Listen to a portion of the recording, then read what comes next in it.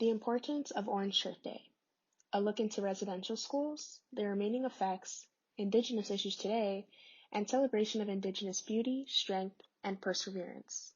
A presentation by Representation Matters. I am Chanel, one of the co-runners of Representation Matters, who's presenting this to you all along with my fellow co-runner, Rahad.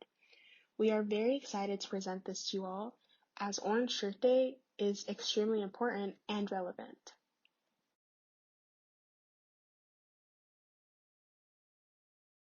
Hello everybody, my name is Rahad Barakat. First we'll go over what is Orange Shirt Day and how did it start. Orange Shirt Day is obviously September 30th, and it's a day to remember those who lost their lives in residential schools. Now it's well known as the National Day of Reconciliation. The reason it's on September 30th is because this would be the time of years that the buses would come to collect children. In 1973, Phyllis Webster entered St. Joseph Mission Residential School at 6 years old wearing a brand new orange shirt. She was stripped of her shirt for their institutional uniform. Ms. Webster understood the feelings of worthlessness and insignificance, and they were ingrained into her subconscious even as an adult, because as soon as she was stripped of that orange shirt, also the process of stripping her of her culture also began. Her story became the driving force of the movement to recognize the systematic tragedies that occurred and to reconcile with the Indigenous people came the creation of Orange Shirt Day. So just know that when you're wearing an orange shirt today, it's not just for the fun of it. It is representing a much bigger cause.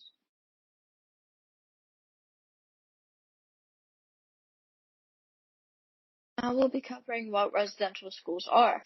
I'm sure many of you have heard about them before, but may not completely understand what they were.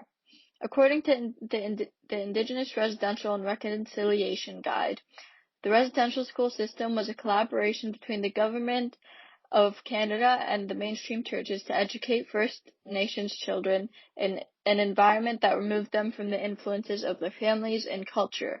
I say educate in air quotations because what they did to these Indigenous children wasn't what we call education. The explicit goal of residential schools was to, quote, civilize and Christianize the children and teach them basic trades for the boys and domestic skills for the girls. The system was based on colonial racist worldview that Euro-Canadian society was superior of Indigenous culture and people, which is why they worked so hard to wipe it off of Canada. The last residential school was closed in Saskatchewan in 1996. That's only 25 years ago. I'm not saying ask how old your teachers are, but most of them are over the age of 25.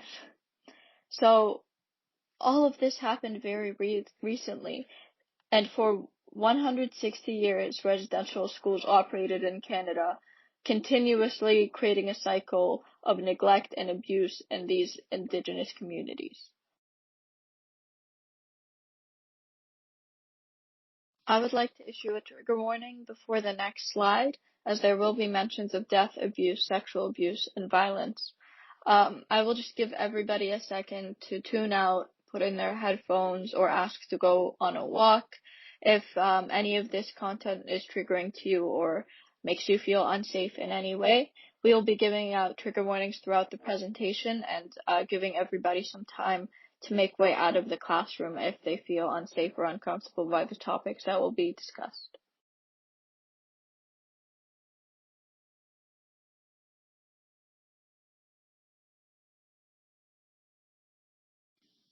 As we know, residential schools were created to break the spirit of Indigenous children so they would conform to colonial ideals.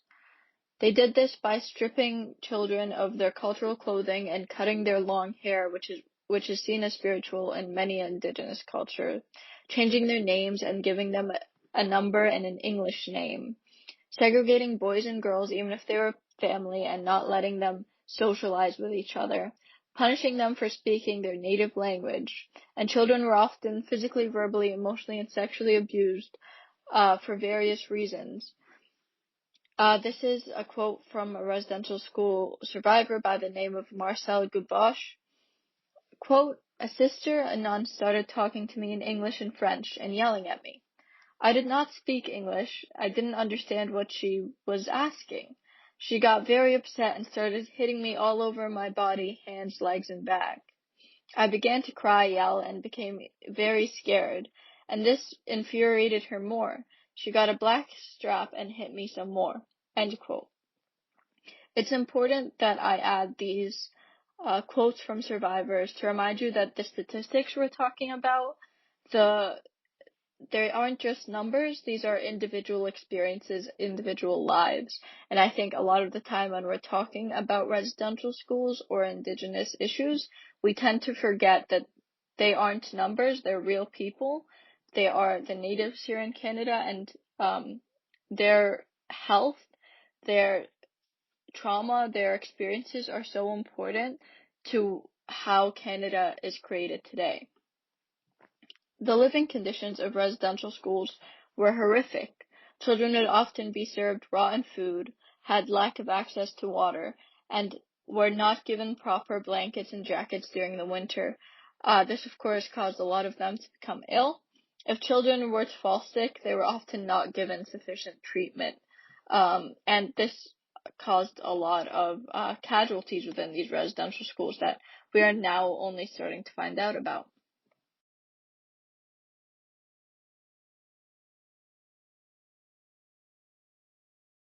I will issue another trigger warning for the next slide, as there will be mentions of death, abuse, and addiction in the next slide. Again, nothing in depth, nothing graphic. However, we do understand if you would like to take a moment again to tune out or take a walk.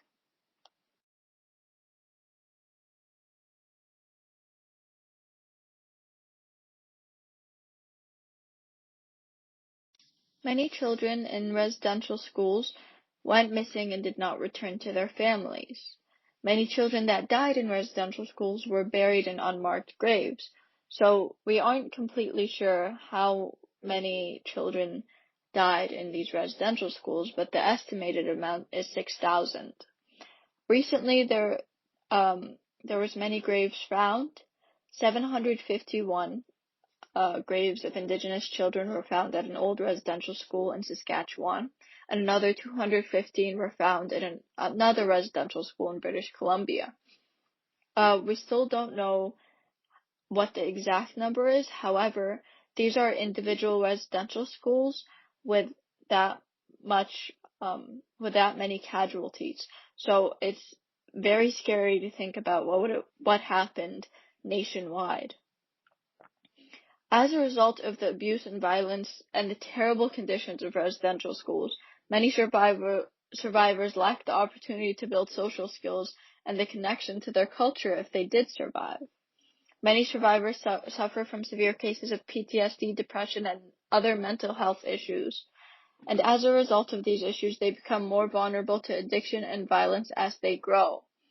It's also due to the lack of resources and support in some of these Indigenous communities, as we're aware, not only in Indigenous communities, but many communities in general lack funding for mental health resources, and in reserves that are already struggling to have just basic water resources, it's much harder to have those mental health resources available.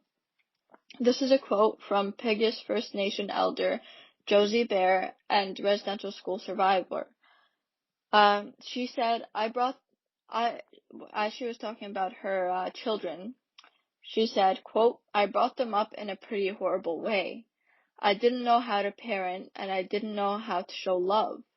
It has affected my life and the lives of my children, and that's what I feel most guilty about still to this day, because of the way I parented my children." End quote. Residential schooling created a cycle of negligence and abuse in Indigenous families that still affect the community to this day. Because they weren't brought up in a healthy family, in a family with culture, they were brought up in a residential school in which they were severely punished for doing something as simple as speaking their own language. They didn't know how to socialize properly or how to show love because they were never shown love as children.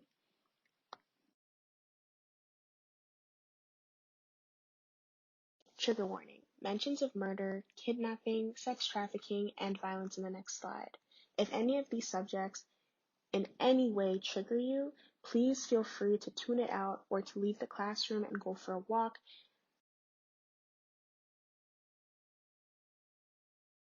Indigenous issues today. Missing, murdered Indigenous women, girls, and Two-Spirit people.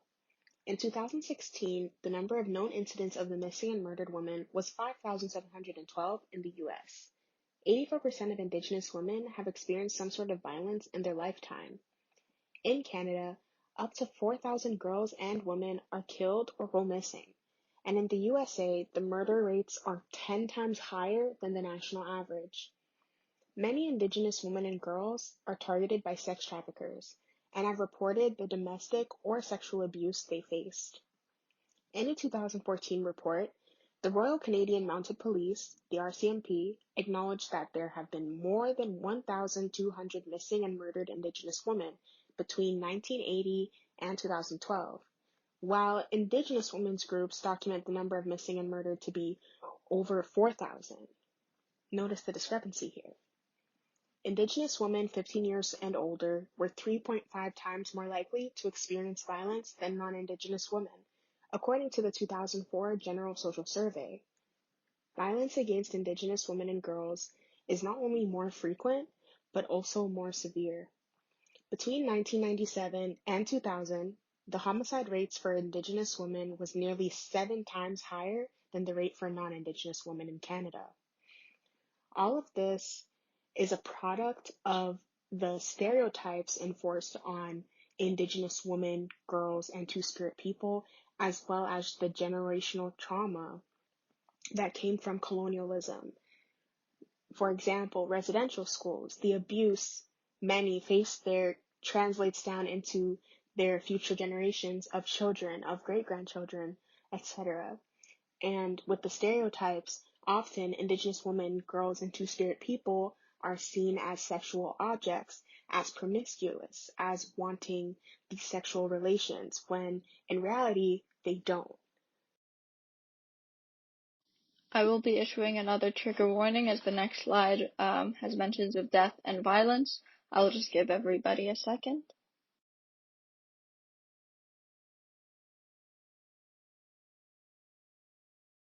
Now we will be talking about some symbols for the missing murdered Indigenous women and Two-Spirited.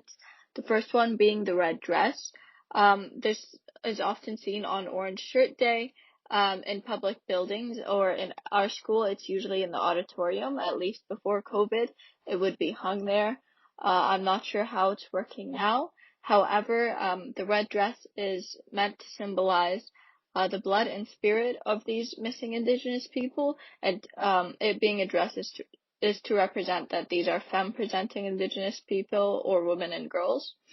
Another symbol that brings awareness to the issue is the red handprint, which is often seen on top of Indigenous women's mouths or pictures of Indigenous women's mouths, as a way to show how their struggle has been silenced, and it's used with the slogan "No More Stolen Sisters," which is very self-explanatory. It's daunting how Indigenous communities have to go such lengths to show the struggle that is happening. However, it's important that we recognize these issues and we start putting pressure on ourselves as a society to do better for these Indigenous communities. As we are aware of from the last slide, Indigenous women are 3 times more likely to experience violence and at least 6 times more likely to be murdered than any other woman or girl in Canada. This might be due to the lack of protection they have and resources. For example, if they were being affected by violence, they may not have anybody to reach out to within their community, which of course would be a huge resource for them to have. And because a lot of these systems are so terribly underfunded, they may not get a chance to use those types of resources Again, that could be a huge factor of why these statistics are so disproportionate.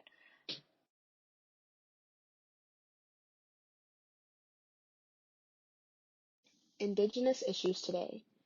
Lack of necessities. Access to clean drinking water in Indigenous reserves is one of them. As of 2020, there are still 61 Indigenous communities in Canada alone that do not have access to clean water.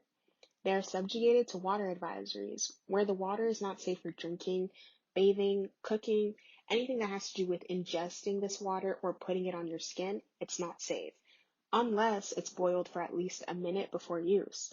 As can be seen on the left-hand side, there is a picture of one of these notices, and this is fairly common amongst Indigenous reserves and Indigenous communities because they do not have the access to clean water like every other Canadian does.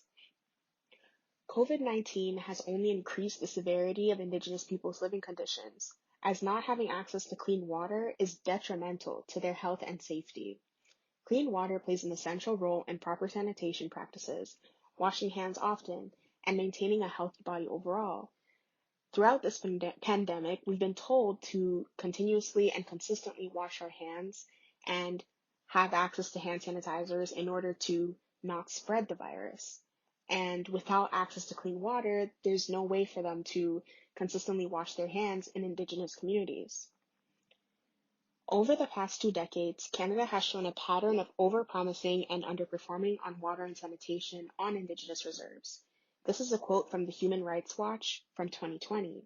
Unfortunately, the government had previously promised that they would have all water advisories shut down in Indigenous communities by March 2021 and have everyone have access to clean water. This did not occur. They were already behind schedule before the pandemic started. So again, it's just taking accountability for the fact that they still don't have access to clean water when it's essential, especially now that we have a virus that's infecting the whole world.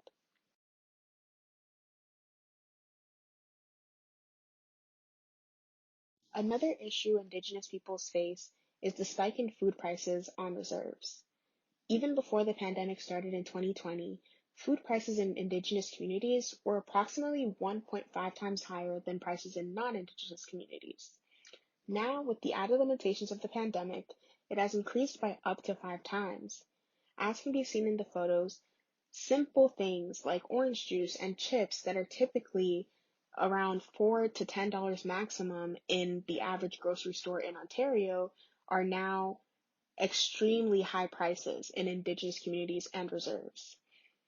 It is especially difficult for those who live in northern Indigenous communities to purchase food, as shipping a pallet of food to fly in or remote communities in northern Ontario increased from $200 before the pandemic to $1,000 during it. This is according to Emily Shandruck, the head of the Mikina Cruz Children's Fund. For more remote communities, it could even cost up to $3,000 for these food pallets to fly in. Water bottles that are typically $3 to $4 in Ontario have hit a price point of $15 in Indigenous communities. And for the average 24-pack that you can find at your grocery store, that can hit up to $100 in these Indigenous communities.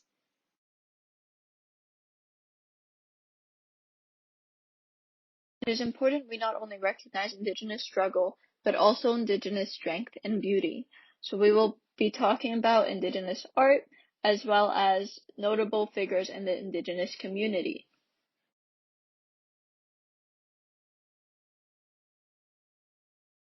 Celebrating Indigenous culture and perseverance. There are so many prominent Indigenous creatives who have greatly contributed to their respective communities, as well as to Canadian society as a whole. Those that would be mentioned are only a fraction of the many contributions of Indigenous peoples. David Rubin Pictocun. Spirit Bear Possessing a Man's Soul is the name of the sculpture he created, which is pictured towards the left, and it was released in 1982.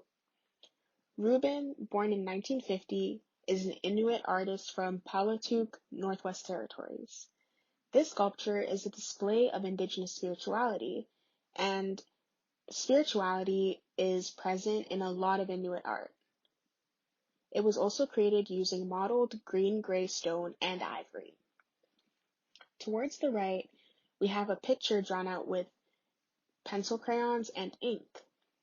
This was created by Annie Putuguk, and it's called Memory of My Life, Breaking Bottles, released in 2001.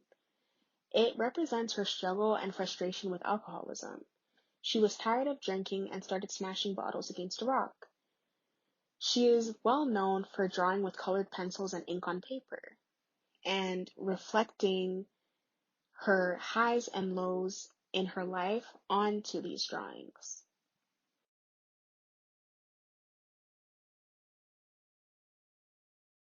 Another prominent figure in the Indigenous community is Dr. Nadine Caron. She was born and raised in Kamloops, British Columbia. Her mother was raised on reserve, forced into a residential school, and she later became a teacher. Dr. Caron is also a Sagamok Anishinaabeg First Nation. She also is Canada's first female First Nations general surgeon. The doctor is a faculty member in the University of British Columbia's Faculty of Medicine. She also spearheads the Northern Biobank Initiative. This initiative banks tissue from medical procedures, giving people within BC, including members of remote First Nations communities, more equitable access to cancer research. In 2016, Dr. Nadine Caron received the Dr. Thomas Dignan Indigenous Health Award from the Royal College of Physicians and Surgeons of Canada. Another prominent figure is Armand MacArthur, one of the last fluent Nakota speakers in Pheasant Rump First Nation Treaty 4 territory in southern Saskatchewan. He is committed to revitalizing the language so that it may live on within his community for future generations. In the picture seen, this is actually the cover of his short film, where he shows the process of how he's trying to keep this language going throughout each generation.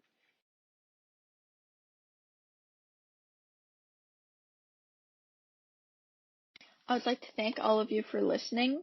If you have any questions about anything that we spoke about, please feel free to message us on the Rough Matters Instagram page or me and Chanel's personal Instagram if you're more comfortable with that. Also, feel free to email us. Again, I would like to thank you so much for celebrating Orange Shirt Day, for recognizing how important it is, not just for Indigenous people, but for Canada as a whole, to work to fix these issues within our society. These are our credits. Please feel free to look into any of these resources. They're all very useful, and they helped us a lot throughout our presentation.